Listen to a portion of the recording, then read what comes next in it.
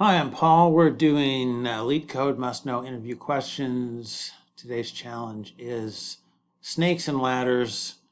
Uh, Actually, when I was a kid, there was a popular board game called Shoots and Ladders. Same idea. Um, yeah, well, I mean, when I was a kid, we didn't have cell phones or video games or anything. We had board games. So, snakes and ladders, rated medium.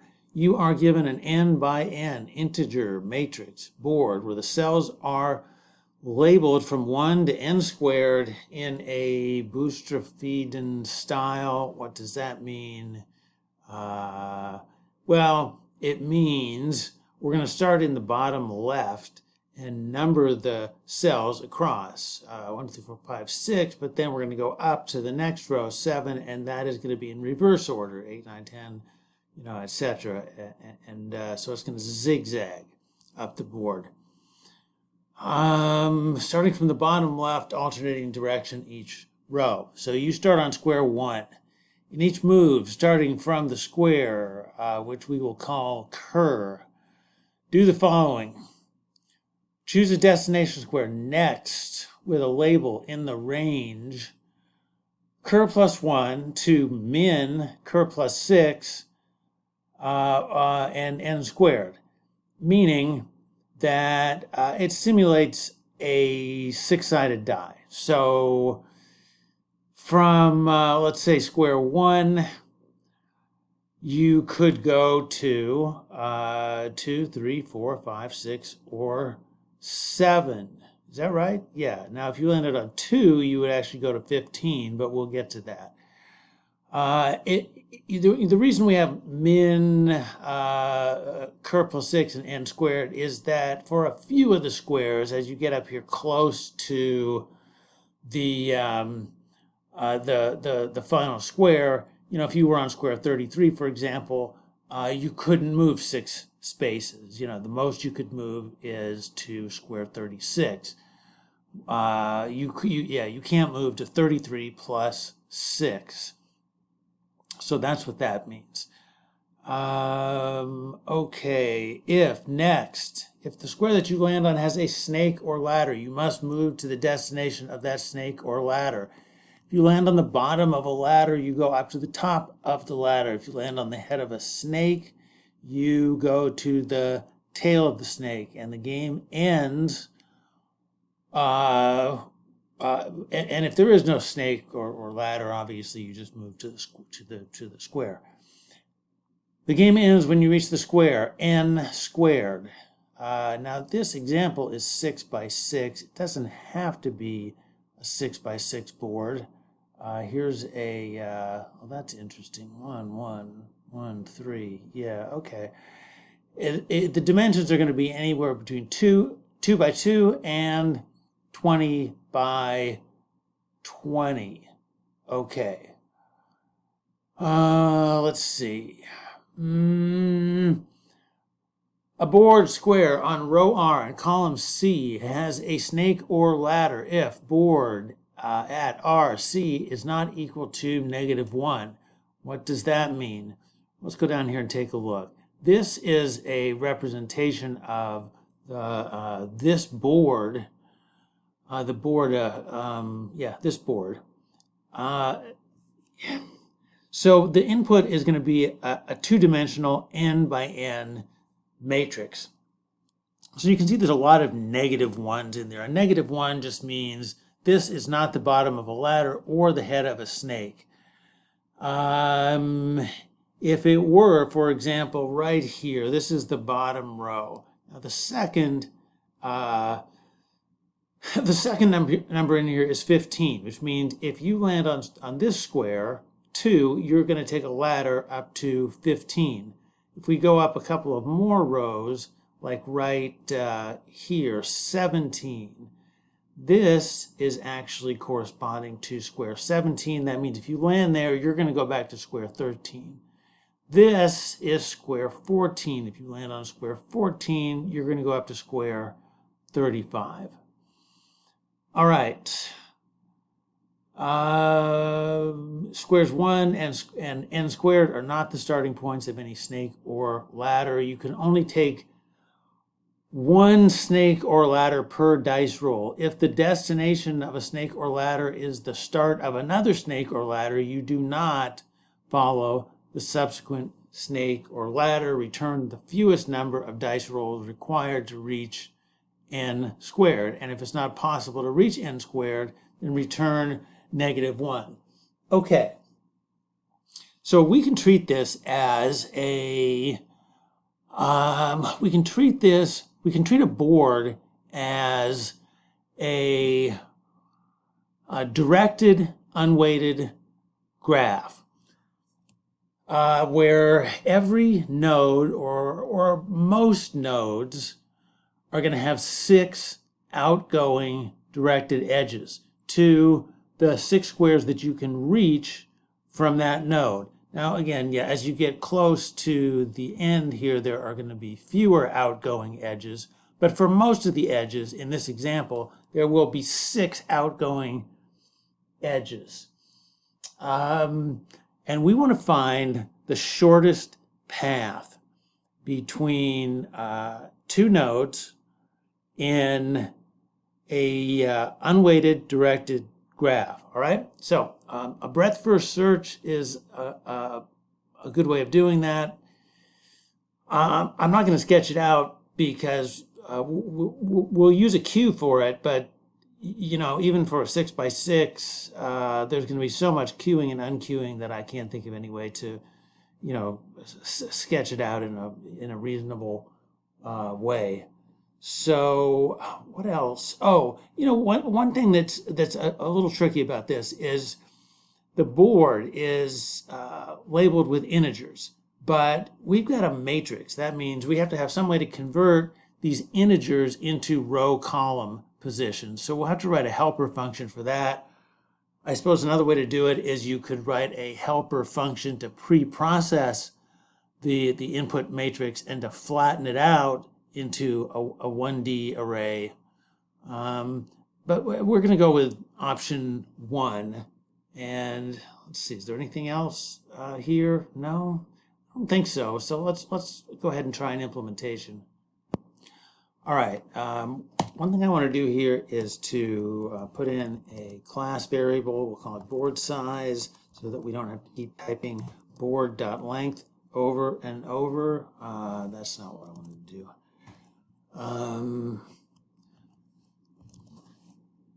Okay. Int snakes, ladders, int board. All right, so let's initialize that. Board size equals board dot length. We need a queue for the breadth first search. So let's say that'll be an integer queue. We'll call it queue, and it'll be a new array deck.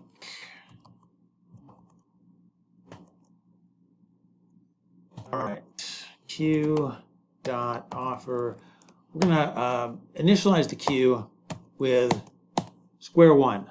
That's where we're starting. All right, we need a Boolean array to keep track of what squares we've visited and what square, yeah, just to keep track of what squares we've visited, because really the same squares are going to be queued over and over again. If we start at square 1, we're going to queue square 2, which is actually 15, 3, 4, 5, 6, and 7. When we get to, let's say, dequeuing square 3, we're going to queue the squares that we can reach from 3, which would be 4, 5, 6, 7, 8, and 9. But we already processed 4, 5, 6, and 7. We don't want to process them again. So to keep from processing the same squares over and over again, we need a Boolean array, and we'll call it visited. And let's start by saying that we have visited square one. We're standing on it right now. The last variable that I think we need is a moves counter. That is what we're going to return. And now we can do now we can use the Q for the breadth first search. We'll say while not Q dot is empty. Well, Q is not empty for int I equals 0, I less than Q dot size I plus plus. All right.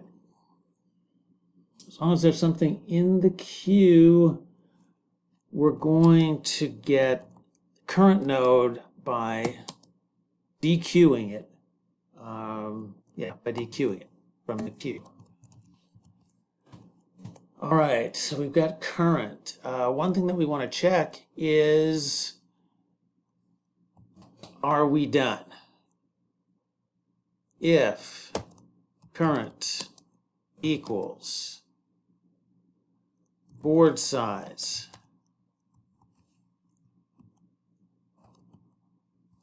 times board size, return moves. Okay. If we're not done, we're going to explore the next 6 possible moves. So we can say for int j equals current plus 1. J is less than or equal to current plus 6. This is going to go off the page here. And actually, that's not even what I want to do. I'm going to do math.min current plus 6. Let me scoot this over a little bit. Maybe it will still fit.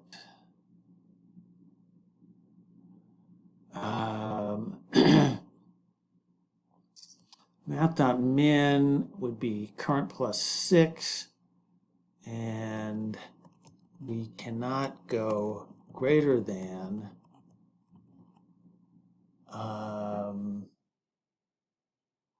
board size plus board size. You know what? Something is wrong here. Something is wrong. Boolean visited. Okay, yeah, that's what's wrong. I need to do something else with this. Boolean visited equals new Boolean.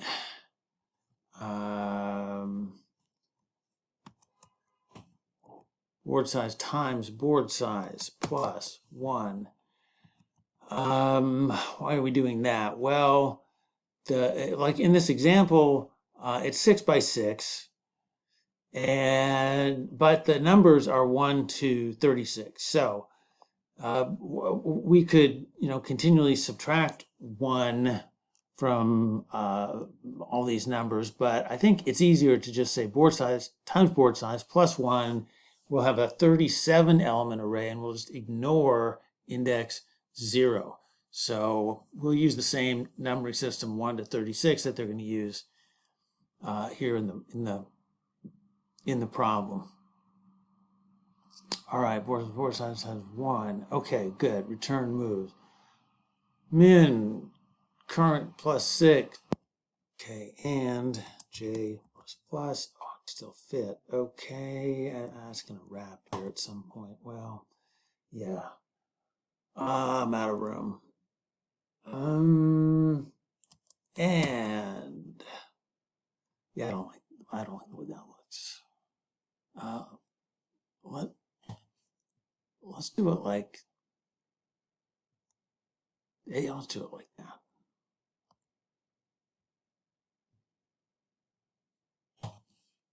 Okay. there. This will go here. All right. 4int J. Okay, we got to get the, okay, now we need rows and columns. So let's say int, this will be a 2-element array, row, column, a 2-element integer array. Call it position equals convert. We haven't written this yet, but we will convert to position and send in the no, not current. It would be J. Send in J. We'll get rows and columns. However, we still need to keep track of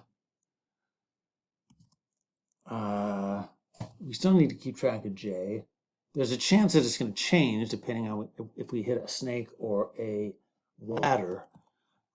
So why don't we do this? We need to check and see if the board is a -1. Let's see, int next equals J. Yeah, so we've converted to row and column. That means we can access the board now, right? Okay. Double check the variable name. Board position 0 and position 1. Board position 0, position 1. If it is not equal to -1, then next is going to equal something different. In fact, next is going to equal whatever this is. That means if it's not -1, it means we hit the bottom of a ladder or the head of a snake, and we are going to have to change it. So now we have next, the official next. And we want to see, have we visited next already? If we haven't, if not visited next,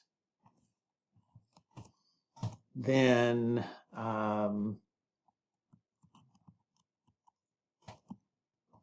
let's go ahead and set it to true, because now we have visited it, and we'll put it in the queue, because that's how breadth first searches work. All right. Is there anything else we need to do here? I don't think so.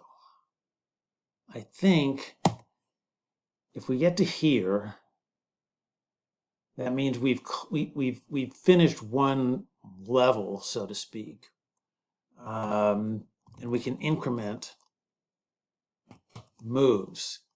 All right, that's the for loop, right? Yes.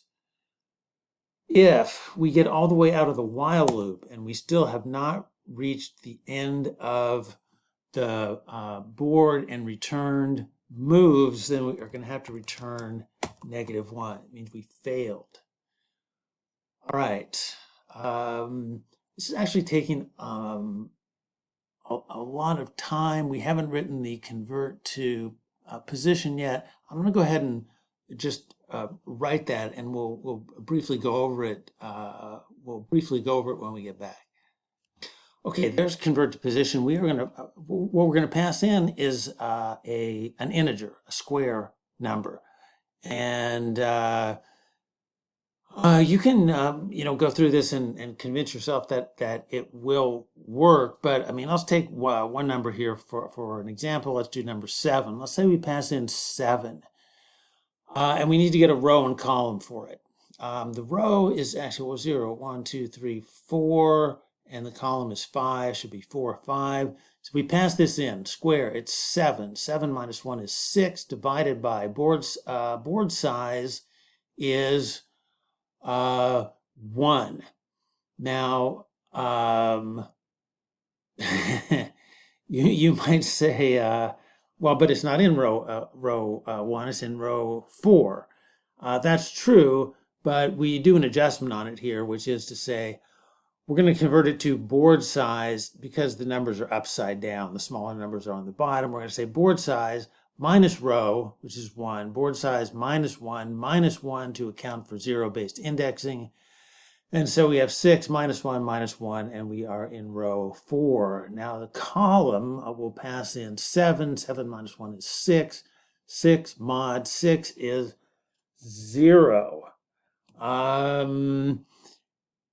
Yeah, the 7 is not in column 0. It's in column 5. But again, that's okay because we have an adjustment for the even numbered rows. Those are the rows that are going backwards, like row 0, row 2, row 4. If row mod 2 equals,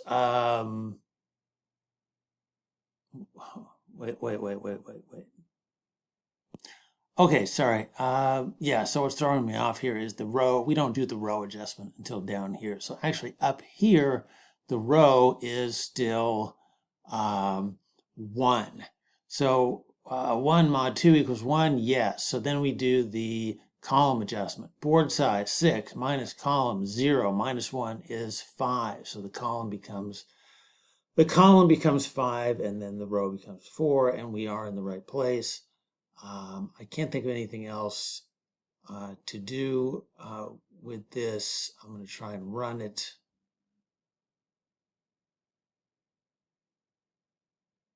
Compile error. Moves plus plus. I need a. Okay.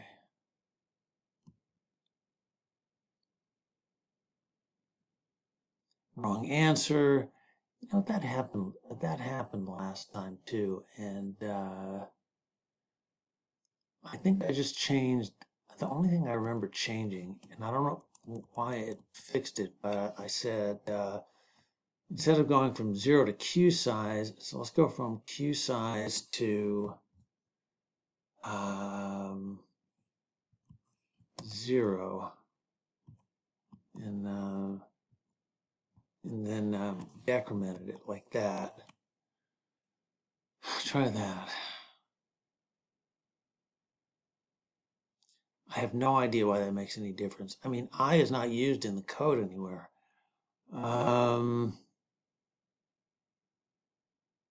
Why is that any different going from 0 to queue size instead of queue size to 0? What if the queue size? Oh, I don't know. Anyway, oh wait. Oh my gosh. Oh, it's because the queue size fluctuates. So we don't want to use it as an end condition. All right. Yeah. So, all right. So that was kind of dumb. Okay. So yeah, let's do it this way. Don't use the queue size as an end condition because the queue size is gonna fluctuate. All right. So let's try and submit this.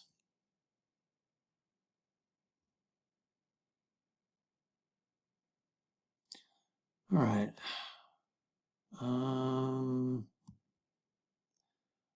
What did we do here? It's kind of interesting. The times are a lot more spread out than they usually are, but we're in the middle, 50-50. Okay. So that's it. Snakes and ladders. Hope you enjoyed it. Let's see. Feel free to like, comment, subscribe, and see you next time.